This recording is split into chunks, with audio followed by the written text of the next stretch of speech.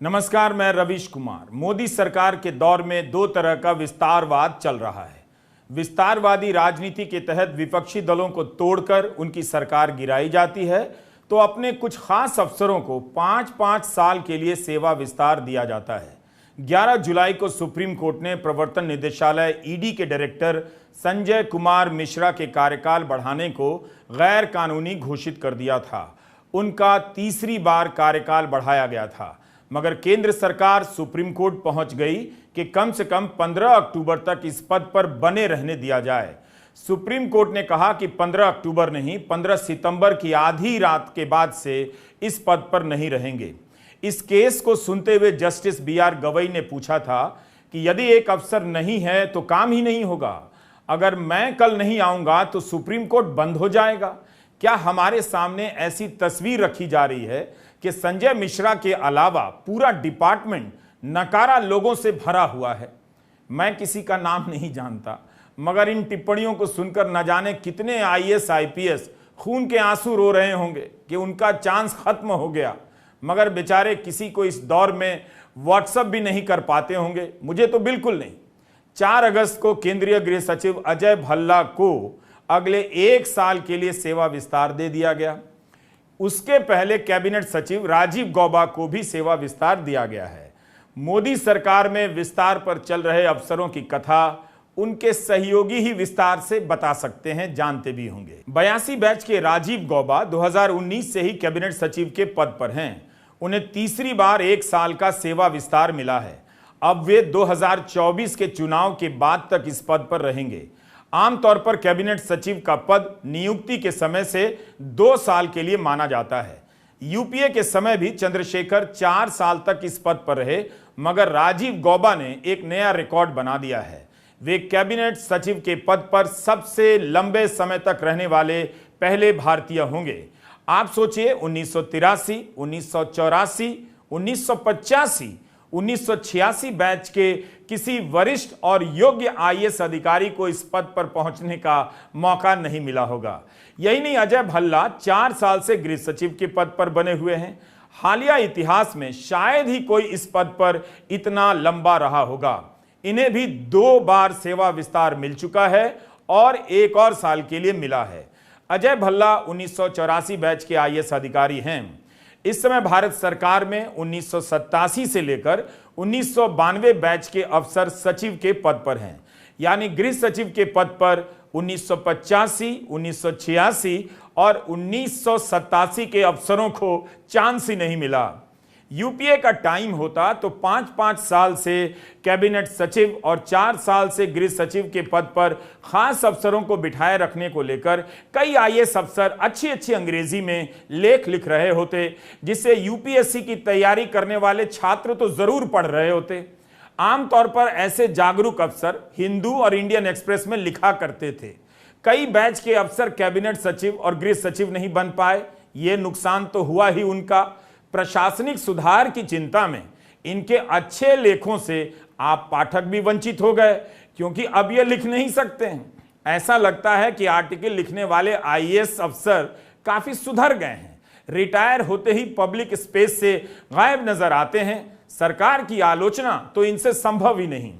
यही नहीं, आप एक और चीज नोट करेंगे, बल्कि किसी को रिसर्च करना चाहिए कि 2014 के बाद चुनाव आयोग से रिटायर होने वाले मुख्य चुनाव आयुक्त या चुनाव आयुक्त अखबार में लिख रहे हैं या नहीं, टीवी में इंटरव्यू दे रहे हैं या नहीं, पब्लिक में बोल रहे हैं या नहीं। 2014 के पहले इन पदों से रिटायर होने वाले कितना लिखा और बोला करते थे, उससे तुलना कर सकते हैं आप।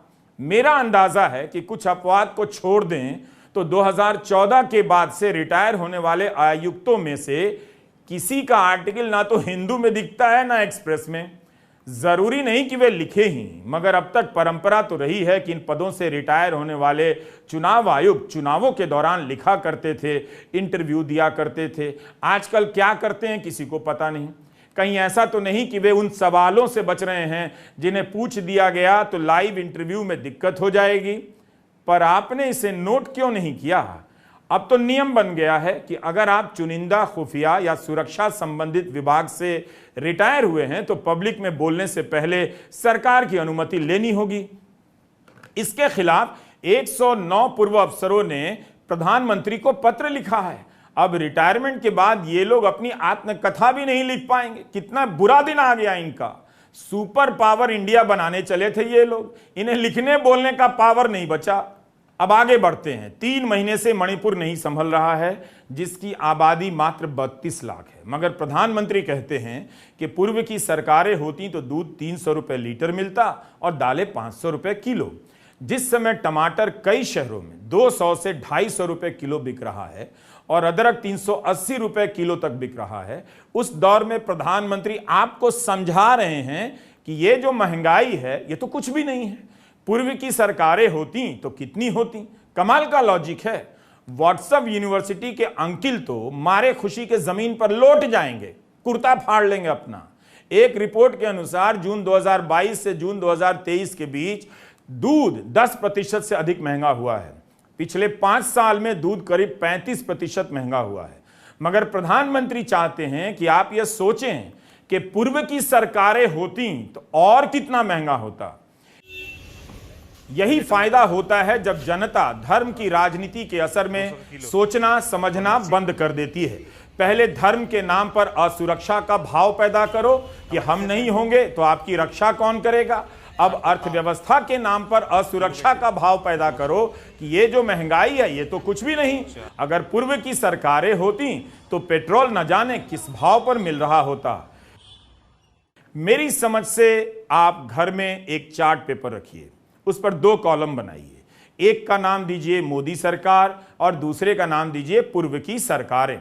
आज जो भी चीजें महंगी हो गई हैं उसे मोदी सरकार वाले कॉलम के नीचे लिखते जाइए, फिर उसका कई गुना दाम बढ़ाकर पूर्व की सरकार वाले कॉलम के नीचे लिखते जाइए। फिर खुद को कोसिए, छाती पीटिए कि आपने कैसे समझ लिया कि अभी जो बीमा का प्रीमियम बहुत महंगा हुआ है, पेट्रोल महंगा हुआ है, स्कूल और अस्पताल की फीस महंगी हो गई है, उसे आपने महंगा समझने की गलती कैसे कर दी। फिर कान पकड़कर उठक बैठक अपने घर में ही कीजिए और जो भी चीज महंगी लगती है उसे परिवार के सामने सस्ती घोषित कर दीजिए। अर्थशास्त्री प्रधानमंत्री नहीं होने का देश को यही सबसे बड़ा फायदा है कि देश भर में 150 से 250 रुपया किलो टमाटर बिक रहा है। जो लोग खरीद नहीं पा रहे हैं वो ऐसे सोचें कि अच्छा है मोदी जी हैं, पूर्व की सरकारें होती तो टमाटर 800 रुपए किलो बिक रहा होता, इसलिए 250 का रेट सस्ता माना जाए। व्हाट्सएप अंकिल तो सोसाइटी के गेट पर कुर्ता फाड़ डांस करने लग जाएंगे। तो आइए आप सभी 15 अगस्त की पूर्व संध्या पर पेट्रोल, टमाटर, प्याज, दाल, जीरा और दूध सस्ता होने पर हाथ में मिट्टी उठाकर कसम खाइए कि इससे सस्ता कभी नहीं खाया न देखा। एक सेल्फी लेकर माई बैड लक पर अपलोड कर दें। लोग ने टमाटर खरीदना खाना कम कर दिया है, बंद भी कर दिया है। अमित शाह ने कहा है कि मोदी गरीबों के मसीहा हैं। यही है जो 1 किलो ले जाता था वो पावर ले जा रहा है, और मान लीजिए जो बेचने वाले 25 किलो ले जाते थे वो सीधे 5 किलो पे आ गए। 50 किलो ले जाने वाले 5 किलो ले जा रहे हैं। बिक्री बहुत कमज़ोर है। टमाटर जो यहाँ पे 5-6 गाड़ी आकर बिकती थी वो इस समय 1 गाड़ी भी नहीं आ रहा है। 50 का रेट आ रहा है। 50 का रेट आने के बाद उतने ही में धीरे धीरे करके बिक्री हो रहा है। बिक्री मतलब एकदम ना के बराबर है। जिसको ले जाना था चाहिए 50 किलो वो मात्र 5 किलो ले जा रहा है। तो महंगाई से निराश लोगों के लिए गर्व करने का एक नया कार्यक्रम आ रहा है। जल्दी ही उन्हें अपनी हथेली पर मिट्टी लेकर सेल्फी खिंचानी होगी और सरकारी वेबसाइट पर अपलोड करना होगा। मेरी मिट्टी मेरा नमन नाम है इस अभियान का। 2022 में घर घर तिरंगा हुआ था, काफ़ी वक्त हो भी गया है, इसलिए नया अभियान आ रहा है ताकि 250 रुपया किलो टमाटर खरीदने या नहीं खरीद पाने वाले लोग देश से निराश ना हो जाएं। 10 साल पहले जब पेट्रोल 70 रुपया लीटर था तब कितना हंगामा होता था। तब मनमोहन सिंह से इस्तीफा मांगा जाता था। मनमोहन सिंह को यह समझ नहीं आई कि कह दें कि 2004 की वाजपेयी सरकार होती तो पेट्रोल 500 रुपया लीटर होता, अभी तो 70 रुपया लीटर मिल रहा है, फिर जमकर वोट भी मिलता। मणिपुर को लेकर सरकार का भी लगता है ऐसा ही कुछ नजरिया है। अब तो कई शहरों में न जाने कितने महीनों से लोग 100 रुपया लीटर पेट्रोल भरा रहे हैं। मुंबई, चेन्नई, कोलकाता में तो मिल ही रहा है। बाकी शहरों में भी रेट 95 से 100 रुपया लीटर है। लोग खुशी खुशी दे रहे हैं ताकि उन्हें यह लेक्चर सुनने को मिल जाए कि भारत दुनिया की तीसरी अर्थव्यवस्था बनने जा रहा है। इस खुशी में अगर आप 100 रुपये लीटर पेट्रोल ना भराएं तो अच्छा नहीं लगता है। जनता ने महंगाई को लेकर बहस छोड़ दी है या मीडिया ने, यह साफ नहीं, क्योंकि जनता वही देख रही है जो मीडिया दिखा रहा है, इसलिए शक दोनों पर जा रहा है। घर खरीदने वाले और खरीद चुके लोग पेट्रोल और टमाटर के दाम के साथ एक और मामले में एडजस्ट कर रहे हैं। एक प्राइवेट कंसल्टेंट एनरॉक की रिपोर्ट है कि किफायती हाउसिंग सेगमेंट में ईएमआई पिछले 2 साल में 20% बढ़ गई है। 20 साल में जो ब्याज है वो मूलधन से ज्यादा हो गया है। फ्लोटिंग ब्याज दरें 2021 में 6.7% थी, अब 9.15% हो गई। इस कारण किफायती सेगमेंट में घरों की बिक्री में 20% की गिरावट भी आई है। द प्रिंट में पत्रकार TN नाइनन ने लिखा है कि भारत तेज बढ़ती हुई अर्थव्यवस्था नहीं है। सऊदी अरब की जीडीपी 2022 में 8.7% की दर से बढ़ी है और वियतनाम की 8% की दर से।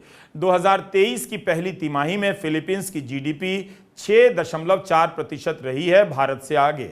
हालांकि ये सभी आकार के मामले में भारत से छोटी अर्थव्यवस्था हैं। अमेरिका को कपड़ा निर्यात करने के मामले में वियतनाम चीन की बराबरी करने लगा है। भारत सरकार ने personal computer, palm top micro computer के आयात पर तुरंत प्रभाव से रोक लगा दी है। सुरक्षा कारणों से ऐसा किया गया है। अंतर्राष्ट्रीय व्यापार महानिदेशालय ने यह भी साफ किया है कि दूसरे देशों की यात्रा से लौट रहे विमान यात्री अपने साथ लैपटॉप खरीदकर ला सकते हैं, तो आप मत घबराइए, ई-कॉमर्स पोर्टल से खरीदने पर भी रोक नहीं लगी है। कहा जा रहा है कि इस कदम से चीन प्रभावित होगा, क्योंकि भारत जितना आयात करता है उसका 75% चीन से आता है। यह भी कहा जा रहा है कि इससे एप्पल, सैमसंग, डेल को भारत में पांव पसारने में लाभ मिल सकता है, बशर्ते ये कंपनियां यहां निर्माण करें। ये कंपनियां भी अपना काफी कुछ चीन की फैक्ट्रियों से आयात करती हैं। फाइनेंशियल एक्सप्रेस में टेक हार्डवेयर इंडस्ट्री की राय छपी है कि यह कदम ठीक नहीं है। पहले स्थानीय स्तर पर निर्माण का माहौल बन जाने देना चाहिए था, तब यह रोक लगती। पर्सनल कंप्यूटर बनाने वाली कंपनियों का कहना है कि उन्हें कम से कम 3 महीने का समय मिलना चाहिए। उनका कहना है कि 90% पर्सनल कंप्यूटर का आयात होता है। अचानक रोक लगा देने से उपभोक्ताओं के लिए भी मुश्किल होगी। पर्सनल कंप्यूटर महंगे हो जाएंगे, अभी से ही महंगे होने लगे हैं। हार्ड ड्राइव से लेकर चार्जर तक के दाम बढ़ गए हैं। बाजार में चर्चा है कि इस फैसले से डीलर और स्टॉकिस्ट का मुनाफा कई गुना बढ़ जाएगा और इसका बोझ आम उपभोक्ता उठाएंगे। एक बार जब दाम बढ़ जाता है तब बहुत नीचे नहीं आ पाता है। बाजार से जुड़े एक व्यक्ति ने बताया कि 5-6 साल पहले ताइवान में बाढ़ आई थी। उसके कारण हार्ड ड्राइव की कीमत भारत में 1700 से 8000 रुपए तक पहुंच गई। आज तक 1700 पर वापस नहीं आई, 3000 से लेकर 4000 के बीच रह गई है। तो एक तरह से प्राइस का बेस, आधार बढ़ जाता है। आयातकों के ऐतराज के बाद अंतर्राष्ट्रीय व्यापार महानिदेशालय ने रोक की सीमा 1 नवंबर तक बढ़ा दी है और कहा है कि आयात के जितने भी ऑर्डर हैं 31 अक्टूबर तक पूरे कर लिए जाएं। वहीं यह भी खबर छपी है कि आईटी मंत्रालय के अधिकारियों ने कहा है कि आयात पर किसी तरह का प्रतिबंध नहीं लगाया गया है। फिर आप एडजस्ट भी कर जाते हैं और सोचना छोड़ देते हैं कि आपका पैसा बच क्यों नहीं रहा है। आप तो हर बात से ही आजकल एडजस्ट कर जाते हैं। तो मिट्टी का इंतजाम शुरू कर दीजिए। सेल्फी खिंचानी है और आपसे अपील की गई है, आप सभी को गर्व करना है। पेट भरे ना भरे, गर्व जरूर करें। नमस्कार, मैं रविश कुमार।